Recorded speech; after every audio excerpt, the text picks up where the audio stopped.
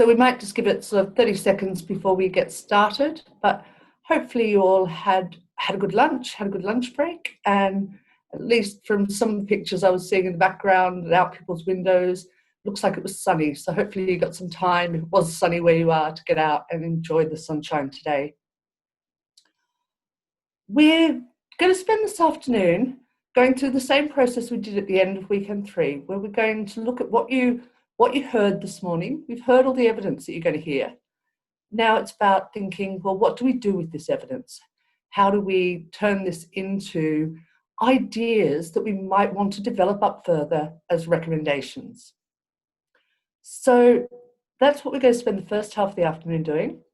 And in the second half of the afternoon, we're going to go back to what we did in the weekend 2, where we started talking about fairness, and to really create ourselves a bit of a checklist that we can look at and be considering around fairness when we start looking at recommendations again, and really where we start finalising and tying down and developing further what our recommendations really are going to be to the report that we then will submit on behalf of the Assembly to Parliament.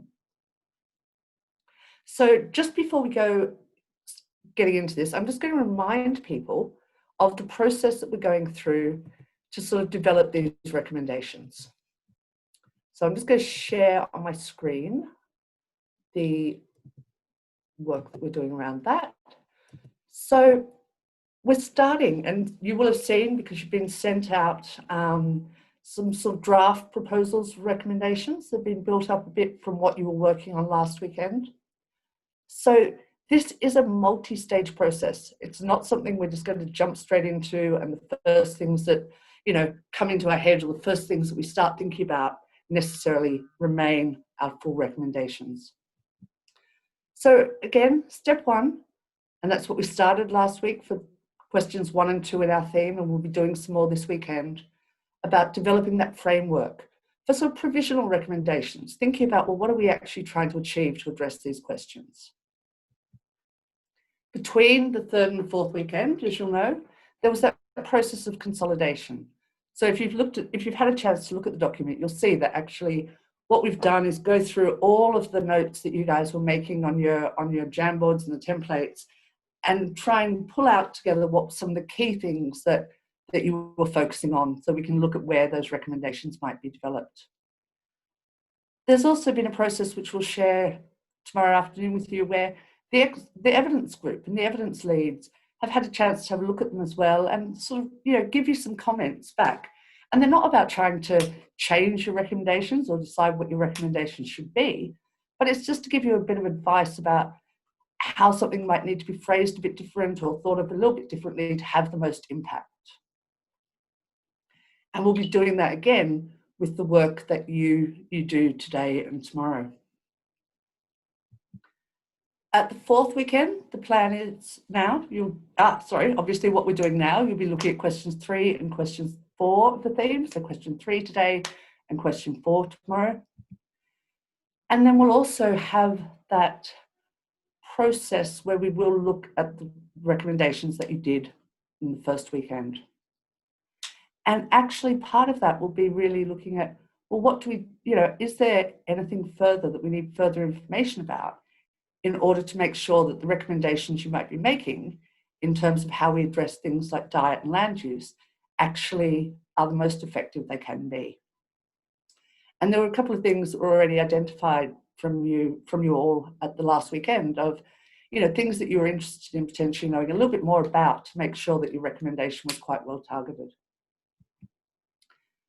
At weekend 5, we'll be coming back to look at the recommendations, both the ones that we'll be starting to develop this weekend, the ones that we will have started to develop last weekend, but also looking at them collectively, so that actually while we're developing them in response to these different questions, there's going to be things that are, maybe cut across all of the different questions that we'll want to combine and build up more detail to.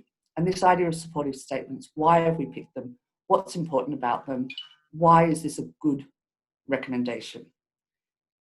And the plan at the moment is that at weekend 5, you'll have the opportunity to present the recommendations that we've developed in this stream back to the Assembly as a whole. And likewise, they'll present back to you what they've been working on in terms of work and travel and homes and communities. And then we need to look at these all as a whole. And at the 6th weekend, the plan is at the moment that we were reviewing all of them, looking to see where they all fit together, where they sit, if there's opportunities to, make some, maybe even make some additional ones that make the individual recommendations more than the sum of their parts. So, as you can see from the work we've been doing so far, there's potential for lots and lots of recommendations here. And at some point, we might have to do that process of stepping back and going, well, do we really want to be making 100 recommendations to Parliament, or is it worth us focusing in on what really are the most important things that are going to make a significant difference? So these are all questions that we're going to have to think about as we go forward. And I just want to remind you that, as we've said from the outset, there's always been that option of you, the members, being able to request additional time, an additional weekend. And that weekend you could use to take more time on developing up some of the recommendations, putting more detail to things, or actually hearing little bits more evidence or information about things that you're not quite sure you've got fully a grasp on yet. And actually, although we've been saying this each weekend, this is the weekend that we're going to ask you as members to make a decision on whether you do want some additional time. And we note that some of you have told us in the feedback and in the research feedback and even with your facilitators that some of the process for some of you is feeling a bit rushed and that you'd like more time to be able to sort of consider these recommendations. So, this is why we're putting it to people now, so that if you do decide that actually we would like some additional time, we can slow down that process that I've just described, so that at each stage we can take a little bit more time to reflect, consider, and question each other about why we're proposing certain things. So really that's sort of my little introduction for today. We are going to put you into your breakout rooms in a moment, where you can just have a bit of an opportunity to make sure, or I suppose to have a think about what you might want to do in terms of recommendations, how you're thinking about that, what you're thinking about the process at the moment that we're proposing. And an opportunity to think about, well, would it be worth putting some additional time in? We're not going to ask you to make the decision in this discussion now. That's something that we'll ask people to do in a kind of formal voting process towards the end of the day. So I think hopefully we will be ready to open up the breakout rooms, and I will see you in about 15 minutes' time. Okay, so that's us due back to start. I can see lots of cameras starting to come on, so it sounds like where people have made it back from the break. So yeah, if you are back, it's great. If you can pop your camera on, it means that we know that you're back around with us if you can. So we're going to now, as I said this morning, we're now going to focus on fairness for the rest of the afternoon until we finish at 4. You might remember in weekend 2, you heard a presentation from Kevin Anderson and another presentation that Tasheen Jaffrey, another one of our evidence group, put together. And both of those presentations really took different takes on what different aspects of fairness might mean in the context of responding to the climate emergency. And as you'll all be aware now, it's fundamental to our question for the Assembly that we concentrate on not only effective recommendations, but also fair. So in that second weekend, you worked in your groups and really responding to that question of, to be fair, the recommendations that we as an Assembly present to Parliament should, and came up with lots of different sort of statements around that.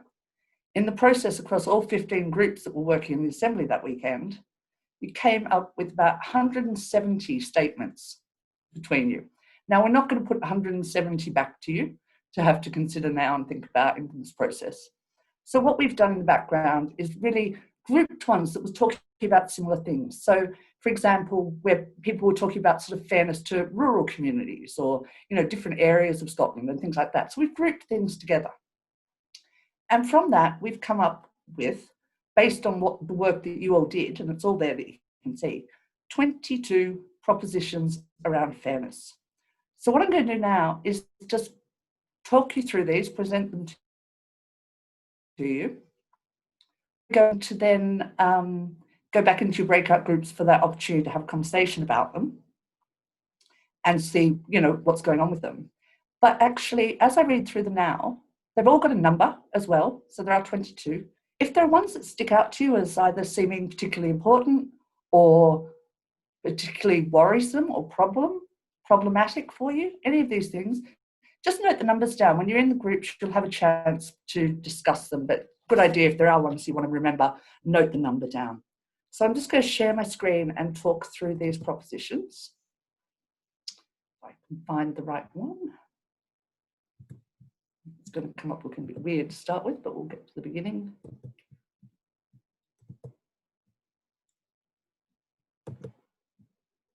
Okay, so as we said, this is our question, propositions on fairness.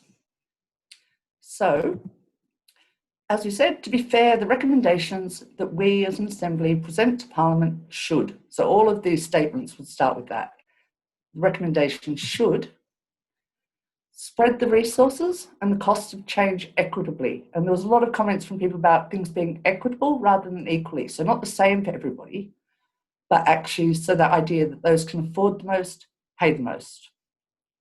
The second one there is actually supporting people to grow in knowledge and grow their understanding to make informed decisions and helping those with the least capacity to actually make change to play their part as well. One thing I should have said, these are in a random order. There's no order to this, they're just the statements there and with a number. So number 3, not disadvantaged rural communities. Number 4, that the recommendation should consider Scotland's impact and global share of carbon emissions. Number 5, that the recommendation should be free from self-interest and non-partisan. The next one there, number 6, the recommendation should help high carbon industries through the transition. Number 7 there, take into account the needs of different communities across Scotland, recognising there's not a one-size-fits-all solution. Number 8, support workers in industries where change will lead to job losses, the types of change that we may be talking about as we move towards more carbon neutral society. Number 9, not disadvantage people with disabilities. Came up with a lot of groups there.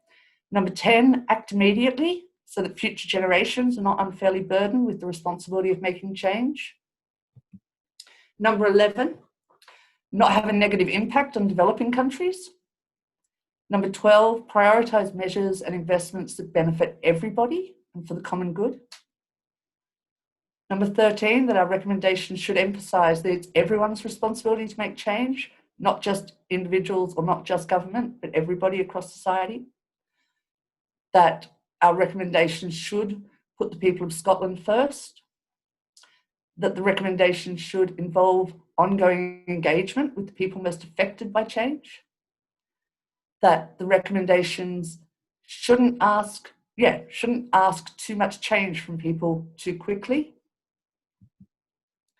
Number 17, not increase social and economic inequalities. 18, that our recommendations should protect vulnerable and disadvantaged groups from the impact of climate change and measures to combat it, ensuring that no one gets left behind. Number 19, that the recommendations should target the highest emitters so that the organisations and individuals with the highest carbon footprint are the ones that have to make the biggest changes. Number 20, be affordable to all and not disadvantage people on lower incomes.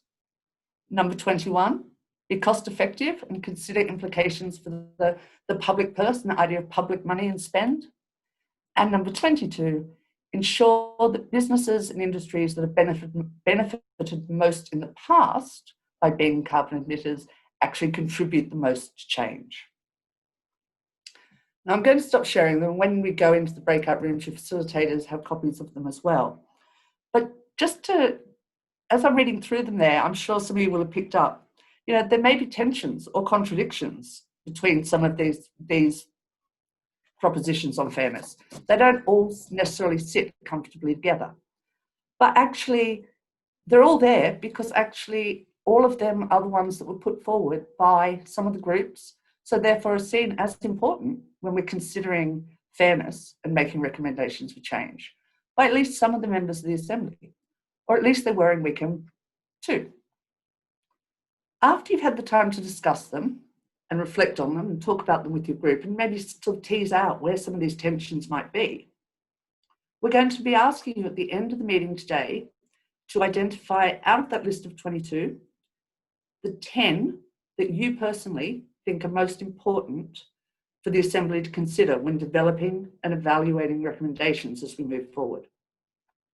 This is not about taking any off the list necessarily, and the only way any will come off the list is if nobody across the whole Assembly identifies them within their top 10. But it really will help us all collectively get a sense of what are the most important to the majority of the members, and what do we really think about when we're thinking about fairness?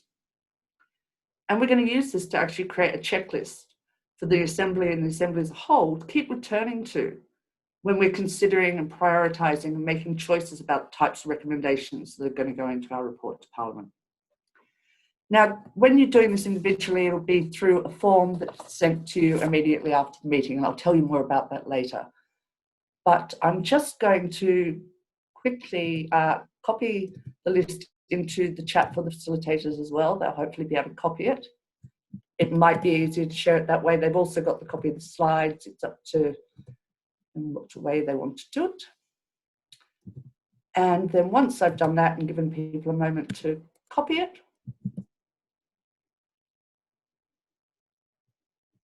has it all gone in? No. That's the first 11. Sorry, it seems to have broken on me, but we'll get there. I'll leave you thinking while I do this, and then we can open up the breakout rooms.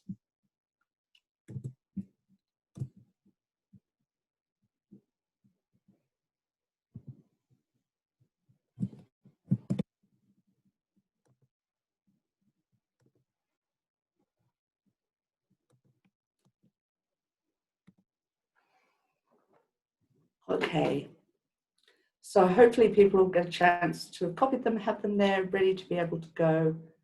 And if not, we can always come into the room and share them with you again. So if we can... Ayla, I think number 11 got cut off. We got the first half of it. Oh, okay. What was number 11? Let me just... not have a negative impact on developing countries. Okay. So I think we can open breakout rooms. Any problems, I can come in and reshare them with you. And I will see you back here at 5 minutes before we finish up at 4 o'clock. Enjoy your conversations.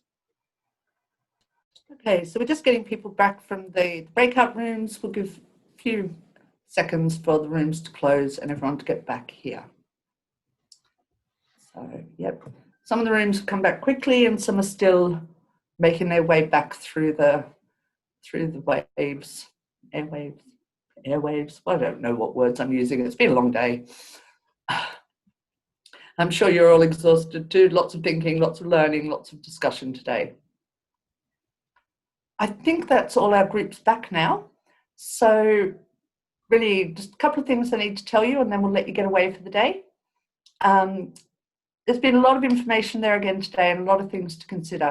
And I know from some of the groups that I sort of jumped in on there at the end around the fairness questions that, you know, these propositions around fairness, it's not going to be easy.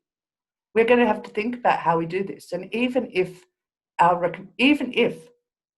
there wasn't some contradictions or some real tensions between some of these different ideas around what would be counted as fair, there's no way that every recommendation we make, or probably any recommendation we make, is going to be able to necessarily live up to all of them. It's not going to be able to live up to all of them. But what we're doing by having this sort of checklist and this thing to go back at is to actually do it consciously. If we do end up making a recommendation that might have, you know, potentially a more negative impact on rural areas, for example, then we're doing that consciously and we recognise it and we go, but we recognise this might not come across as totally fair to all parts of Scotland. but actually we still think it's the best thing to do because of these reasons. So that's where we're thinking about how these will work. So what's about to happen is you will get an email at 4 o'clock that will, oh, actually, it seems it's accidentally been sent already. So there should be an email in your inbox when you get off this call that gives you a link to a form. It's an online form. You should just be able to click on that link and it will open up and it will ask you 2 questions. The first question is about identifying the 10 propositions on fairness that are most important to you, that you think are the most important things that we really need to make sure we're trying to achieve if we're talking about doing something in a fair way. And it's set up as columns, and you just, the list is there, and you put your first choice, second choice, third choice, fourth choice, fifth, and on you go across the thing. It doesn't matter what order you put them in. It's not like your first one has to be the one that's most important, but you can put 10. The second question will be the one that we asked about, when we're going to ask about whether the Assembly should meet for a 7th weekend, okay? So everyone individually will have the choice of saying either yes or no. If we do have a 7th weekend, it would take place on the 20th and 21st of March, and that's 2 weeks after our last currently scheduled meeting. And we can discuss closer to the date whether we actually need the full weekend or we might just decide to have one day. That'll be up to, what we feel that we need to be focusing on. We're going with the vote that if 75% of the members agree that there's a need for an additional weekend, then we will hold an additional weekend. We thought 50% was a bit too low. It's not just a sort of win-lose vote, but we want a sense from the whole Assembly. So if 75% of members go, actually, yeah, we think it'd be really useful and valuable, then we will go ahead with that weekend. And the reason it's there at March as well is that will let us still get our report and our recommendations to Parliament before, they break for the elections. And just to say that if we do decide, if the members, you decide to have a 7th weekend, that actually you'll get the same support, but also the same, your same gift of thanks. It's not that you're being asked to do something, additional and voluntary. That payment gift of thanks will still come back to you.